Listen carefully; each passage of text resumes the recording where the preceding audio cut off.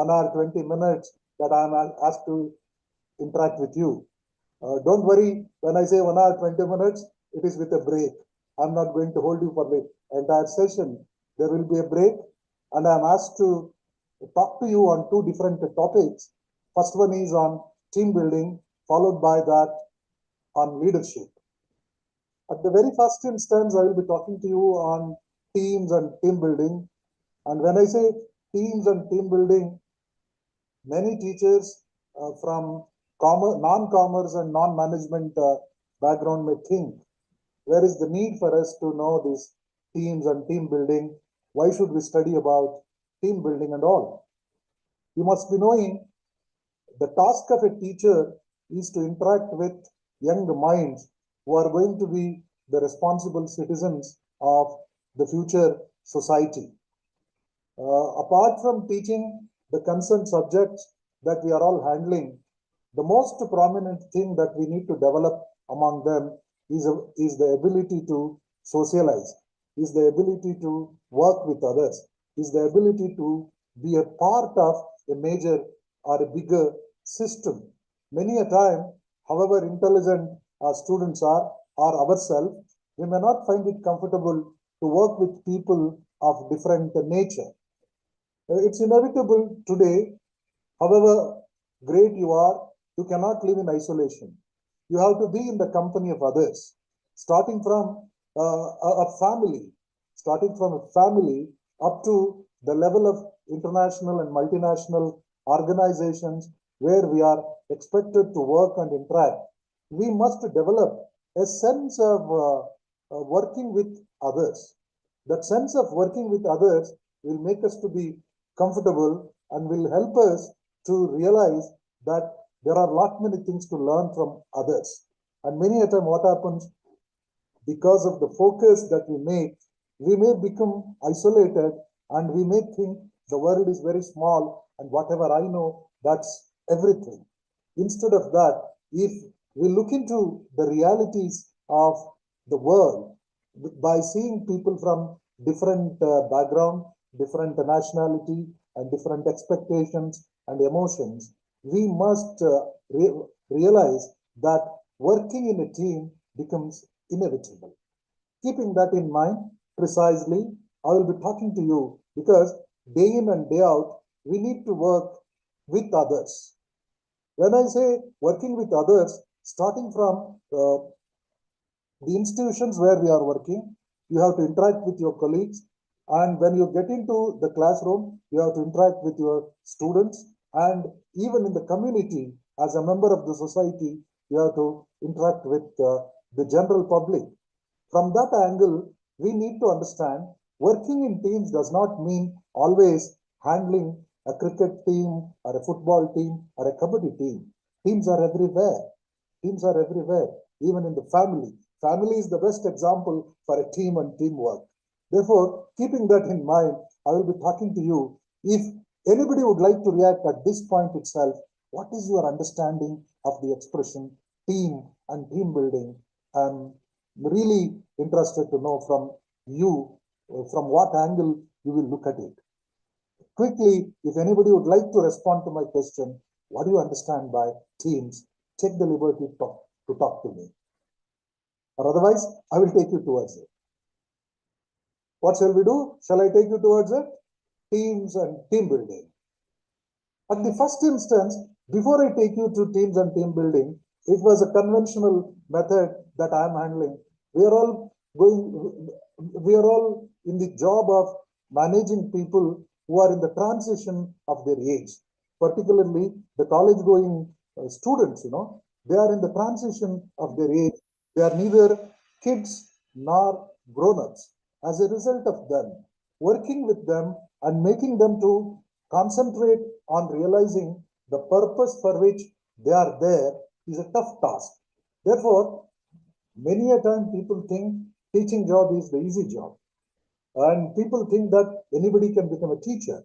Anybody can become a teacher, but not an effective teacher. To become an effective teacher, the first and the most important thing is to understand the nature of our profession and the challenges before us and the type of people with whom we are going to interact. From that angle, I have made a list of one or two points to mention that education or academic area is also a challenging task to undertake. What are the challenges that we are facing as teachers in the modern age? The first and the most prominent challenge, as I understand, is that there is a widened gap between educational levels of the students and the needs of the rich society. The society today is economically rich and technically sound. As a result of that, what we teach inside the classroom and what the society expects many a time from the graduates appears to be different. There appears to be a deficiency. As a result of that, many a time people say graduates are not competent, graduates don't know how to be in life and things like that. You may be academically making them sound. You may be helping them to score high marks. That marks is not everything. That results are not everything unless they become competent individuals to live in the community. Followed by that, these days, students who pay for their education demanding value for money. What they are expecting is not. Gone are the days people used to say that education is for acquiring knowledge. Education is for enhancing our ability to rise to the occasion. And education is for anything wrong? Education is for preparing the future citizens. But today, everybody looks at education as an investment. Even the parents are ready to spend any money and they expect returns for the money that they are spending. And what they ask is there any scope for the courses our students are studying? Will they get a job? Will they be able to earn more than what they are spending? That is what the questions these days we are facing. Followed by that, society is investing more, and as a result, society also expects a lot from the teachers and the education system. Society looks at the holistic and overall development of the community.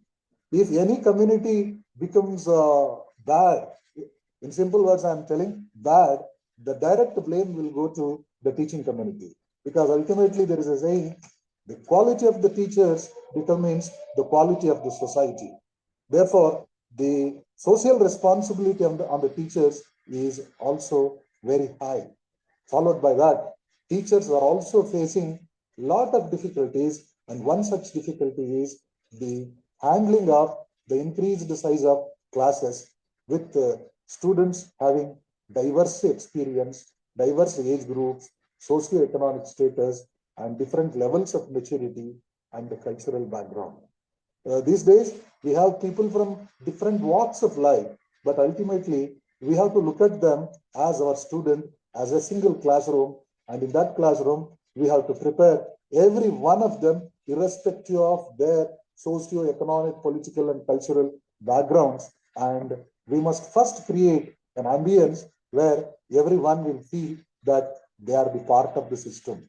There starts the task of building teams and making them to be the team members and look at the teacher as the team leader. That is the reason I have chosen this topic to present before you. Though all of you are not from directly concerned with managing teams and all, I am sure as a teacher who has the responsibility to interact with the young minds, need to be a team member, need to develop teams, need to act as team leader at times and inculcate the qualities of leadership among the youngsters. Therefore, let's look into these issues with this. What are teams? What are teams? I will make an attempt to present before you in simple words. What are teams academically? Teams are the groups of two or more people who interact and influence each other and mutually accountable for achieving common objectives and perceives themselves as a social entity within an organization. Within an organization. See here, if you look into these 4.5 lines, Hello, sir. 4.5 lines, I said, we Hello, have sir. purposefully three different expressions like teams, groups, and organizations and social entity. Hello, sir. Excuse me, sir. Sir, Did Really? you share the PPT has been changed, slide has been changed, sir? Because it That's- shows the challenges in education only, but I think the next slide shows about teams. So slides have been not changed. Is it changed now? Teams? No, sir. I think you need to put the cursor on that team, third slide. Is it not changing?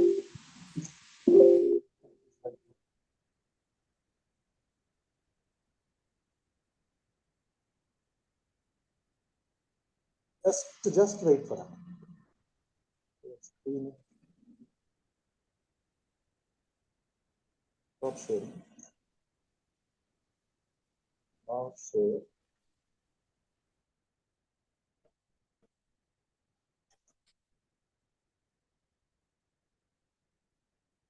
Excuse me, am I audible?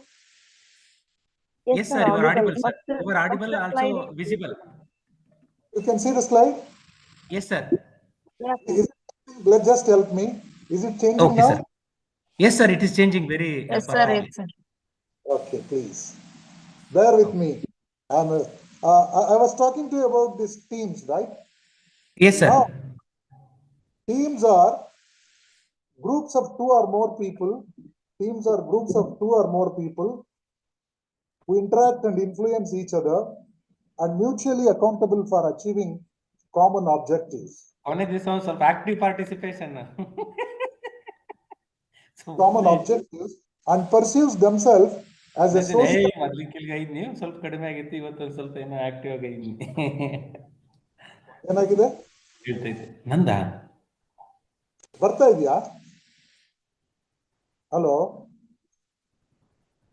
Hello hello ಬರ್ತಿದೆ sir ಬರ್ತಿದೆ ಬರ್ತಾ ಇದೆಯಾ ವಿಡಿಬಲ್ okay please what are teams ಅಂದ್ರೆ teams are groups of two or more people who interact and influence each other and mutually accountable for achieving common objectives and pursues themselves as a social entity within an organization.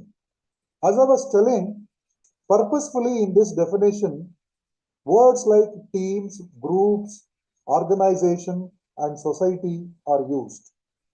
It is with a purpose to tell you that there is a difference between groups and teams and organizations and the society. Society itself can be viewed as a bigger organization, and within that society, there are n number of collection of people, gathering of people for different purposes. Therefore, it is necessary to understand what makes a group to become a team and a team to become an organization, something like that. Particularly, the word organization is a broader expression. Organizations are everywhere. Oliver Ted, a noted thinker in public administration and political science, came out with a definition saying that 1 plus 1 makes an organization. When you say 1 plus 1 makes an organization, a set is an organization. The best example for a set is the family. Therefore, starting from a family, a friendship group, an employees organization, a college, a university, a religious group can also be considered under the ambit of teams. But what makes a team different from a group is, in a team, there will be scope for interaction and influence, whereas in a group, there need not be. The moment you use the word team, there will be scope for people to interact and influence each other. And there is mutual accountability. All the members are responsible for whatever that happens there and answerable to each other. This is like a classroom. In the classroom, as teachers, students are mutually responsible to each other. In a team, there will be responsibility with every member to look into the affairs of other members also. Therefore, normally, in simple words to describe what are the characteristics of teams. Have you seen the new slide now? Respond to me. Can you see the new slide? Say yes. No, sir. You can see the new next slide now. Third Characteristics of slide is visible. character, Third slide. characteristics of the team. No, sir, it's not visible, sir. Only third slide is visible. Characteristics of team is not visible, sir.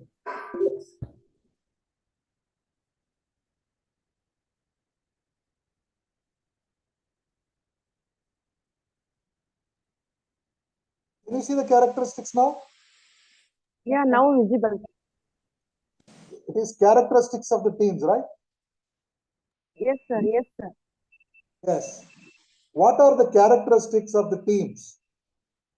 Can anybody read out the first line? Characteristics of the team, so that I can understand you are seeing it. Common means and end. Exactly. Next slide. Now Yes, sir. I have changed. Team behavior. Okay, wonderful. Now you can proceed. What are the characteristics of the teams? Every team has a common means and end.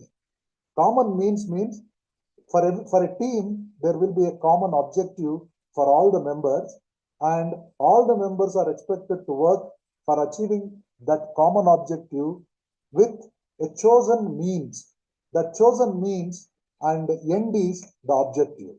Means is the method through which you are working, and end is the purpose for which you are working.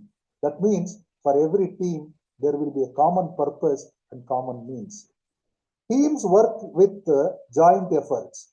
Say, for instance, teaching and learning can happen only through joint efforts. If I only talk without you people listening to me or seeing the slides, will become meaningless. There will be joint efforts in teamwork. There will be shared vision and leadership. Shared vision means all the team members are thinking of reaching a future destination which is common to all of them. Everybody try to reach out to that purpose, and hence there will be accepted leadership. Though somebody is there working as the team leader, he is the choice of the members, and as a result, he is the representative of the team members. Hence, you can say shared vision and leadership prevails in a team. There will be a belief on synergy. Can you follow me? There will be a belief on synergy. What does synergy mean? Synergy means when we work together, we achieve more. Team itself, the word team itself stands for together, everyone achieves more. When we are together, we achieve more. Therefore, synergy means 2 plus 2 need not be 4. 2 plus 2 may be 6, 10, something like that, because joint efforts will get more results. Followed by that, there will be mutual accountability. Mutual accountability means all of us are answerable to each other. Hope you got it. I will take you to the next slide. Now, what is the expected behavior of a team? When you use the word team, what is the expected behavior in that team?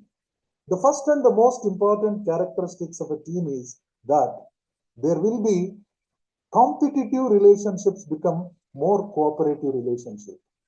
In a team, there will not be competitive relationship, there will be cooperative relationship. Each member is something like a trustee. Each member believes that this is my team, all members are my team members, and we are all working together for achieving a common purpose, and the team's success is everybody's success. That is what cooperative relationship, and it is not competitive relationship. Followed by that, there will be a willingness to confront issues, not individuals. Whenever there is a problem, these problems are to be addressed together. And these problems are to be solved for the sake of everybody and not individual himself. And the next one is, teams develop the ability to express criticism. Whenever we are working in a team, there must be scope for constructive criticism. The objective of criticism is not to insult, humiliate, disturb, or to win over anybody, but it is for the well-being of everybody. It is in the interest of the team we develop this constructive criticism approach. That is what said to be the team spirit. For good cause of the team, for good results of the team, people must work together. This is what there is a sense of team spirit. Sense of team spirit means something that holds all of us together.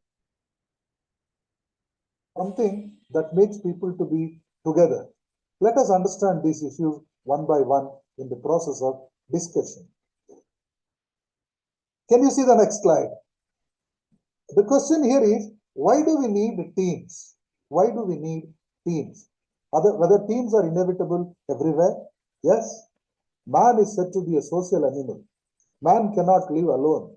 And at the same time, no individual is competent to achieve everything on his own. He needs the support, he needs the appreciation, he needs the company of somebody. As a result of that, invariably, knowingly or unknowingly, we tend to become a member of either a formal team or an informal team. A formal team is one which is purposefully created by an authority, given a designation and a elected or nominated leader. Whereas an informal team is one which emerges on its own for a specific purpose. Again, there will be scope for a leadership of elected, imposed, or selected type of leaders, and they also work together for achieving a common purpose. Now the question is, why people tend to make teams? Is it visible? Why do we need teams? Please. Yes, sir, visible. Thank you, thank you. See, when there is suspicion, there will not be flow of thoughts, thinking that whether you are seeing it or not. The first and the most important reason for people to make teams is, that means normally we feel that when I am alone, I am weak. When I am in the company of somebody, I will become strong. Look at the students when they join any college or university first time, if they are from a faraway place, if they don't know anybody, if they are not friends, relatives, etc., they will be under a sort of psychological pressure and tension, feel insecure. Same is the case newly joined employees. Same is the case with the new members to the family. In the initial stages, when I am alone, we look for making friendship, making team, somebody formally or informally. Therefore, it is quite common that people tend to make friends, people tend to form a group because of the question of security. Normally, what type of people will become the team members? The reason emerge is interaction, influence, and proximity. Everybody will not become the member of the team. The first reason for anybody to become a friend or a member of a group, is the interaction, scope of interaction. With whom you have spoken, with whom you have contact, with whom you have communicated, that makes you to get into the team. And influence means, it is not the political influence. Influence means the positive impact somebody makes on you. Because of the positive impact someone has made on you, you tend to become the member of that particular person, that particular person's group or gathering. And proximity means the closeness. Whether you like it or not, people who are sitting in the same bench, people who are staying in the same hostel, people who are traveling in the same vehicle, or people coming from similar locality will become members of the team. Therefore, interaction, influence, and proximity makes people to get into teams. Followed by that, esteem and identity. Can anybody tell me what you mean by esteem and identity? Esteem. This is just to confirm that you are listening to me. What is esteem? What does esteem means? Why do people join groups? One of the reasons is esteem and identity. Esteem means a sense of pride, a sense of feeling that I am a member of the team, I belongs to the team, that makes people to get into a team. And the being a member, if you get some recognition, that is called identity. Affiliation. Affiliation means an individual's orientation. People who think similarly, people who believe in the same ideology, people who belongs to one school of thought will become the team members. That means affiliation means orientation, your belongingness. There is a popular saying, birds of the same feather fly together. Therefore, people who like the similar thoughts will become team members. Followed by that, power. When you are in a group, that group gives you some sort of political power, financial power, physical power, academic power, or any type of power. When you feel that I am getting this power, you will go to be a member of that team. And the last issue that makes people to get into team members of any team, is huddling. What does huddling means? Huddling means an informal vent or an opportunity to share the hidden thoughts. Where there is scope for sharing your hidden thoughts, that makes you to get into a team. Some people will gather in late evening after the office hours to discuss the problems in the office.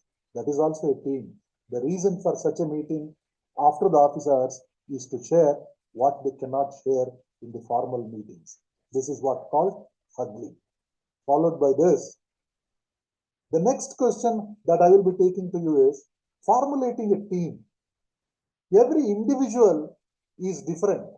Every individual need to be convinced or need to be motivated to become a team member.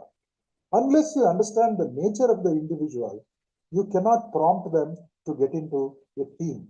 Or the nature of the individuals determines the type of teams that they look for. Let me quickly tell you what is the nature of individual. There is a popular saying that is, man is the same, but men are different. No two persons are identical. Every individual is unique and special. Why? In what way we are all different? We are all different in our ability to understand the complex ideas. Ideas may be same. For somebody it becomes easy. For somebody it becomes complex. We are all different in our ability to adapt effectively into the environment. The same environment may become an opportunity for somebody and a threat to some other person. And we are all different to learn from experience. In the same classroom, with the same teacher, with the same gadgets and infrastructure, there may be a student who is learning very effectively, very competently, and at the same time, there may be somebody who is always making complaints, allegations, and not willing to learn. It is all because of their abilities, their internal characters. Every individual is different from another in their ability to engage in forms of reasoning. People give their own reason.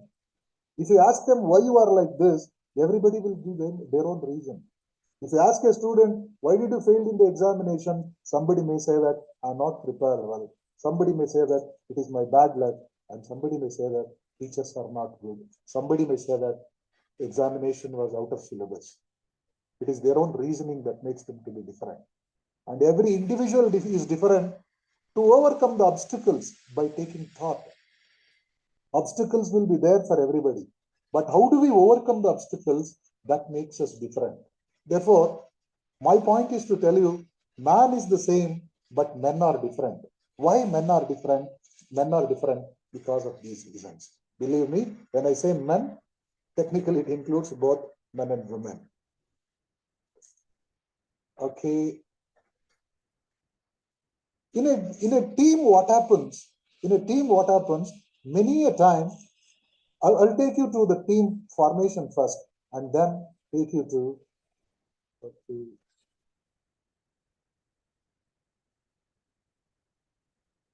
Okay. How are the teams formulated? How are the teams formulated? Believe me, teams are formulated through 5 different stages. Can you see the stages now? Sir. Yeah, Are you- sir. Yes, sir. Yes. Teams are formulated through 5 stages. Psychologically, each stage is prominent, each stage is involved for some minutes or some days or hours. But every team will pass through these 5 stages. What are the stages in the formation of a team? The first stage is said to be the forming stage. Second stage is the storming stage, followed by that norming stage, performing stage, and adjourning stage. What does forming stage means? I have been telling teams are made up of people. There will be different types of individuals. Every individual is different, every individual is special, but the team is for a common purpose.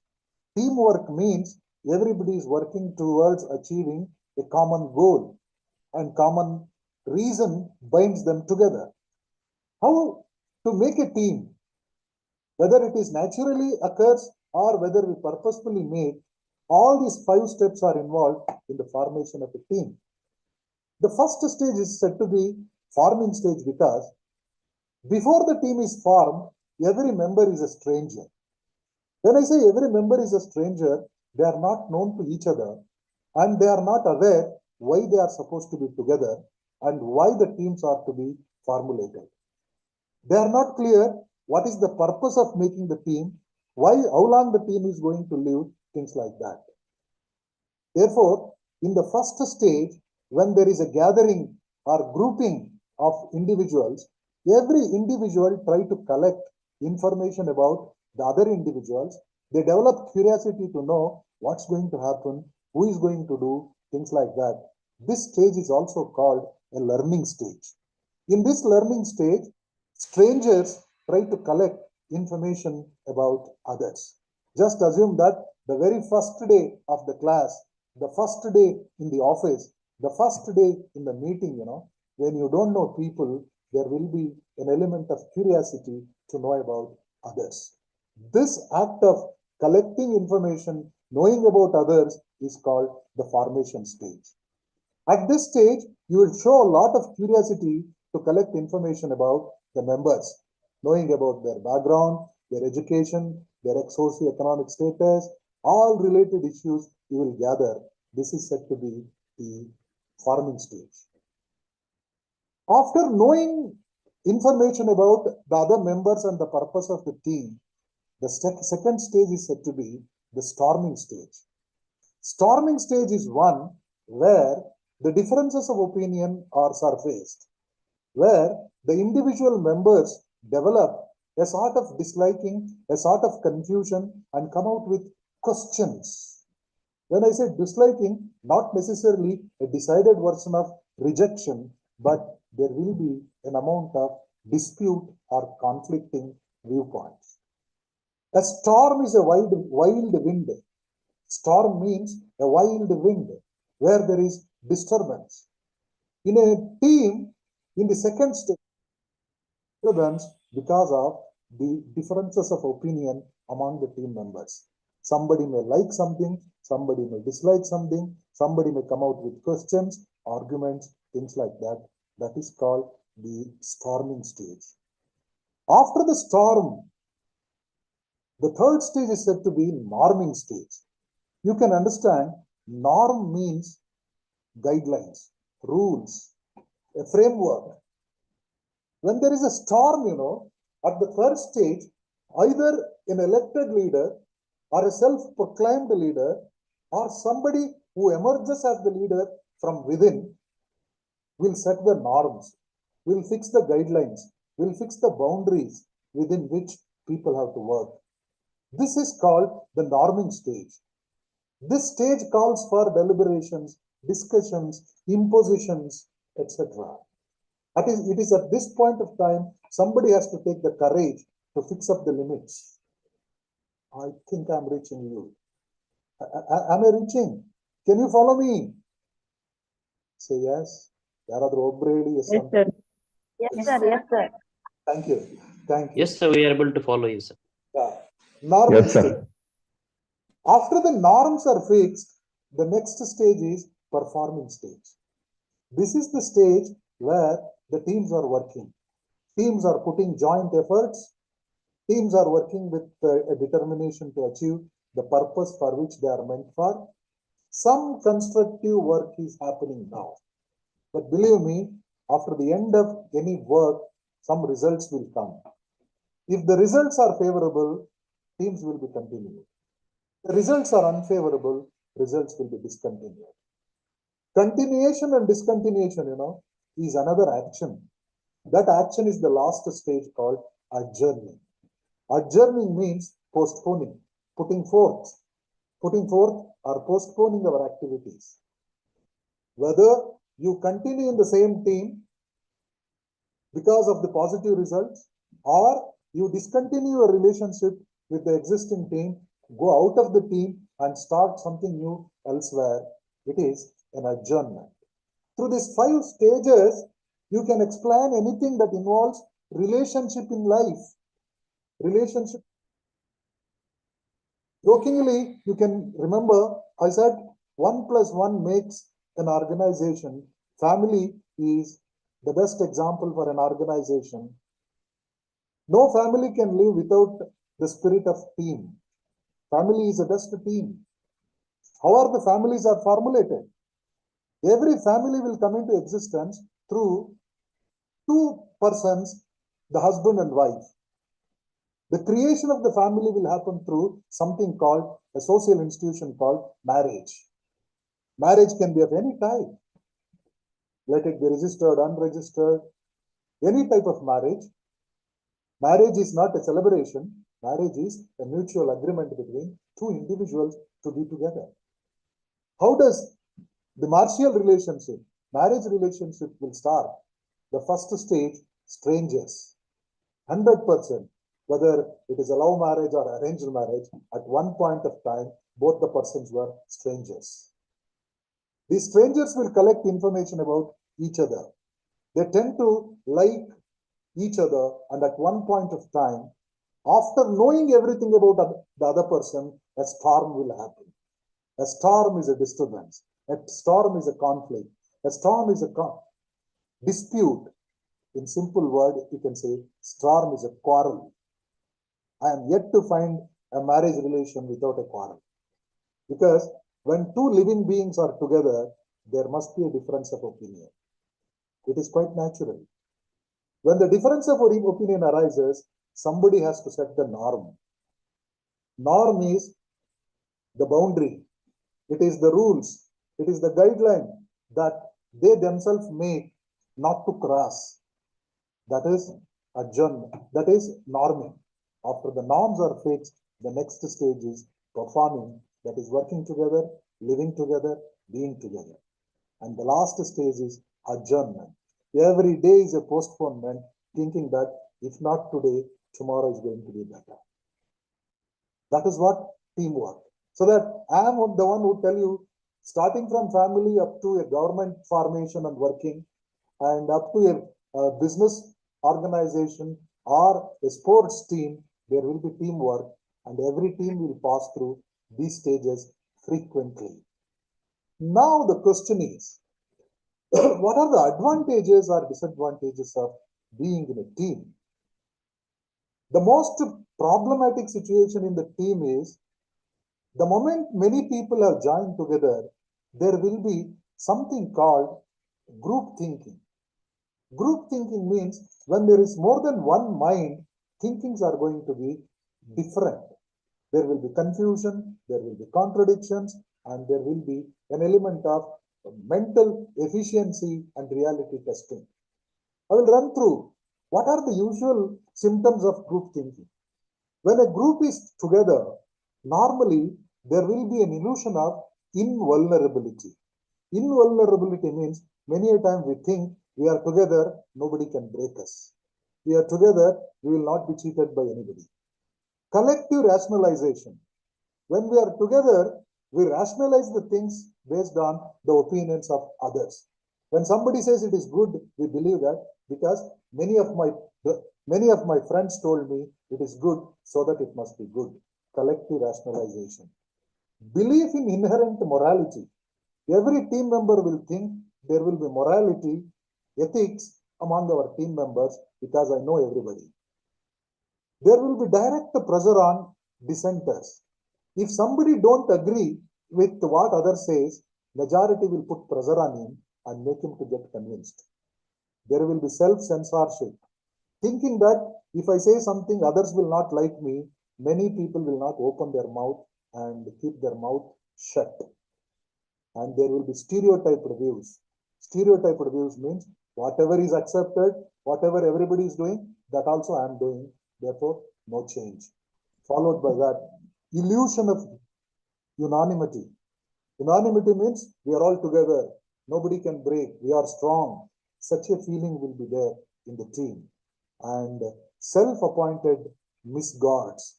We ourselves will set guards and think that I am protected. I am protected. Sometimes it is true, sometimes it is false. But the most prominent thing that happens in any team is a conflict. The second stage, I said, storming stage. Why there will be a storm in any team? When two minds are working together, it's quite natural that there will be differences of opinion. If these differences of opinion are allowed to grow, allowed to become widened, there cannot be teamwork at all. It is essential for the team members and the team leader to identify why there is a difference of opinion and what caused the difference. Say, for instance, can you see the picture? By looking at this picture, you can imagine that something went wrong between them. What would be the probable reason for this difference of opinion? Symptoms of conflict. That picture itself symptomizes that they are not in good terms. They are disturbed. Normally, what are the reasons for conflicts in a team or in a group? Poor intergroup activities. When there is a conflict, people will not work together. They don't like each other. Disrespect and indiscipline. It is one of the symptoms of conflict in a team. Antagonizing and negative feeling. Antagonizing and negative feeling means whatever the other person say, this person will definitely dispute, this person will definitely oppose, this person will say, it will not work, it will not work. Am I reaching? I don't know. High rate of absenteeism and turnover. High rate of absenteeism means when people are not happy, people will try to avoid. People will try to escape. This leads to high rate of absenteeism and turnover. Informal gatherings. Informal gatherings means people who are not comfortable in a formal gathering will meet separately, discuss the hidden agendas. Dissidents meeting, Why the dissidents meet separately? Because they are not happy with the formal environment and the formal arrangements. As a result, they move separately. They will have a meeting after the meeting. Late evening meetings will become popular in the office environment because in the formal meeting, in front of the boss, people may not be confident of sharing their views. As a result, they search for the disgruntled, dissatisfied minds and take them separately, discuss outside the formal system. This is what leads to informal gatherings. And when all these things happen, for the people who are supposed to manage these groups, will search for a strict method of implementing rules and regulations. Believe me, rules and regulations will emerge only when the human relations fail. When there is no scope for human relations, normally people will tend to follow rules and regulations. If there are too many notices, too many circulars, memos, etc., that's an indication there is no cordial environment, informal relationship. So therefore, why people quarrel? I told the symptoms of conflict. Now the reasons for conflict, reasons for conflict. The first reason for conflict is incompatible goals. Goals are the targets to be achieved. If they are not practical and not achievable, people will develop dissatisfaction.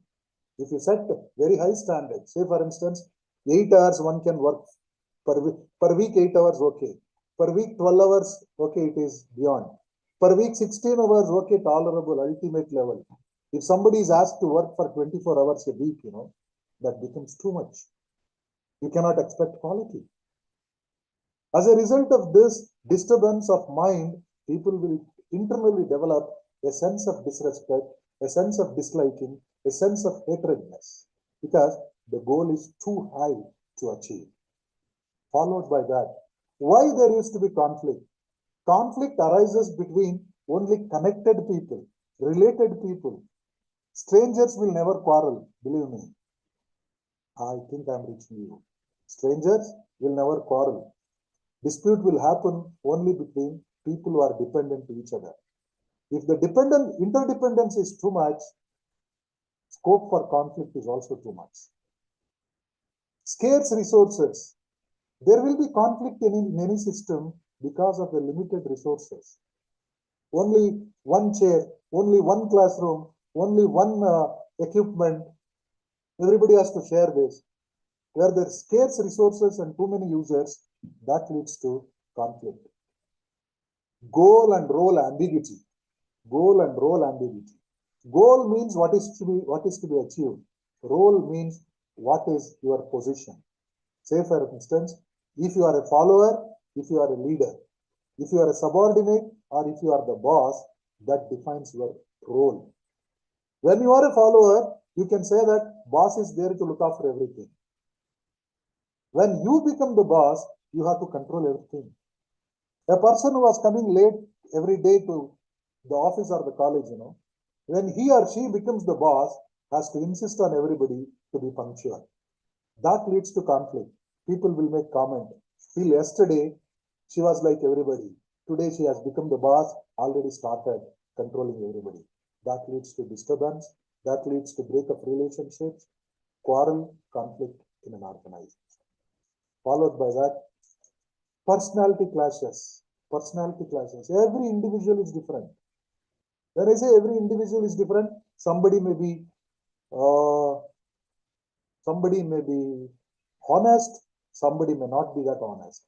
Somebody may be argumentative, somebody may be reserved.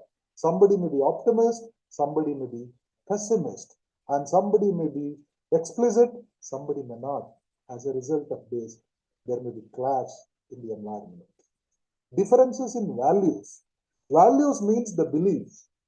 When the beliefs of every individual changes, or when the belief of every individual is different, because of this difference, there will be a disturbance in the organization. Somebody may respect the quality, somebody may respect the quantity. Somebody may believe in long-term achievement, somebody may be looking at the short-sighted success. As a result of that, there will be disturbance. Perception. Perception makes the world. World is the same, but it appears to be different to different individual in the way that they perceive.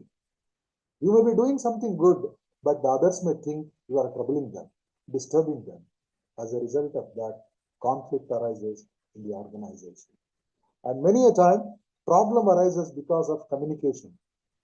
Communication causes 60% of the problems in any system, in any team for that matter. Such powerful communication is required. Powerful communication means every communication must have a purpose, and according to that purpose, it must be properly communicated. Too much of elaboration, too less of presentation, both are not good. It must be proper. It must be to the point. And even for the followers, when they are supposed to say no, they must say no. When they are supposed to say yes, they must not replace it by no. So that there must be a transparency, clarity in communication. Because 60% of our problem in life are all because of poor communication or ineffective communication. If communication problems are solved, then the problem of conflict can also be easily removed. And the last one is lack of trust. Why there used to be conflict in organization? It is because of lack of trust. Trust is something that makes us to accept a proposal without inspection. Trust is something that makes us to believe in the actions and reactions of somebody. Too much of trust, not good. Too much of trust makes us to follow sheepishly. Too less of trust makes us to dispute at every point of time. Trust the trustworthy. Don't trust everybody. It calls for common sense. Common sense is the most sacred, scarce commodity. Scarce commodity. People say wherever there are people to believe, there will be scope for cheating. Unless people believe you cannot cheat. To get ourselves protected, we must have the ability to judge, evaluate, and then trust. But ultimately, in an organization where there is too less of trust or too high level of trust, that may lead to disturbance in the organizational system, and hence conflicts will be there in the team. Therefore, conflicts may be of different types. I'm not going to elaborate. Structural conflicts arises because of the situational issues like functions, goals, authority, time, status, and the available resources. Intrapersonal conflict, that means conflict within the same person, intrapersonal. Within the same person, there may be two minds. One side of the mind says, do it, respect it, accept it. Other side of the mind says, opposite to that. Don't do that. Don't accept. Don't believe. Something like that. Therefore, the reason for intrapersonal conflict is confusion, psychological disturbance. Interpersonal conflict means conflict between two individuals. Interpersonal conflicts can be easily handled, but intrapersonal conflict is difficult to touch. Intergroup conflicts. There may be different groups. A and B may be different sections. There may be conflict between them. Different divisions, different colleges or different countries. That is called intergroup conflict. Intra-group conflict means within the same group, there may be conflict between the members of the group. This is also a very bad situation. But ultimately, to achieve any purpose, we need to have team. Teamwork always leads to success. But in team, so many a time, there will be problems. The problems of the team arises because of the trust issue, cohesiveness issue, composition issue, responsibility related issues, diversity and maturity related issues. What does it mean? I will make it precisely. Trust, I have said so far, trust is something that makes people to believe. Cohesiveness means it is the glue that holds people together. Glue or the spirit that holds people together. Say for instance, India is one of the largest populated country. It is number one country. Why one of the? It is the largest country in terms of population and the second largest in terms of the size. It is made up of multi-religious, multi-linguistic, multicultural populace. But still, the word India makes each one of us to feel that I belongs to this country. That is cohesiveness.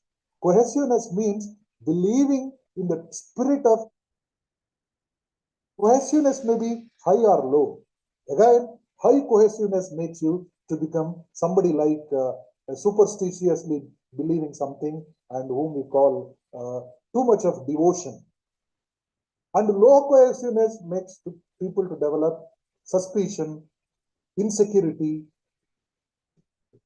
Just to elaborate, such a feeling. Composition means if there is only one type of people, their conflict will be less. But in India, we have more than a dozen religions living together. There are people who speak 2,000 languages with and without scripts in this country. Composition. In a college or in a classroom, you may have people from different languages different religious background, different socio-economic background. As a result of that, problem arises because of the composition. And it is the responsibility that leads to conflict, problem in the team. Who are you in the team? Whether you are the team leader, your responsibility will be more. If you are a team member, you will look at the leader for everything. And diversity means if there are people of different characters, different cultures and background, scope for learning is more. Look at the diversity as an opportunity, not as a problem. And maturity comes over a period of time. If you keep on doing this again and again, you will become mature. Say, for instance, as a teacher, many a time when you interact with young students, that leads to all sorts of thinking. Because of their harsh words, because of their harsh approach, because of their irresponsibility, chances of getting disturbed are there. As you become senior and as you grow high and high, you will develop a maturity that you will accept it is quite natural. All students are like this only. Therefore, maturity makes man perfect. Therefore, here, my point is to tell you, when you develop a team, keep it in mind, there are certain effective and ineffective characteristics that makes the teams to work or not. What are the characteristics of effective teams? In an effective team, there will be informal and relaxed atmosphere. Whereas in an ineffective team, atmosphere will be bored and tensed. In an effective team, there will be participation and discussion on everything. Everybody will participate, everybody will discuss. In an ineffective, dominated by few. In an effective team, there will be clarity about task, aims, and means. But in an ineffective team, it is irrelevant. In an effective team, there will be commitment to each other. In an ineffective team, there is no obligation. People will do as they wish. Whether you like it or not, I am doing this. In an effective team, there will be mutual respect. Whereas in an ineffective team, there will be conflict, difference of opinion. In an effective team, when a conflict arises, it will be discussed and solved. Whereas in an ineffective team, conflicts will be allowed to become big. Effective team, everything will be based on consensus. Before doing anything, people seek the opinion of everybody. In an ineffective team, there will be imposition of orders. Consensus is not expected. In an effective team, there will be leadership, whereas in an ineffective team, there is authority. People say, I am the boss, you listen to me. I will stop it here on this topic. If you have any queries, any confusions, please feel free so that we can discuss.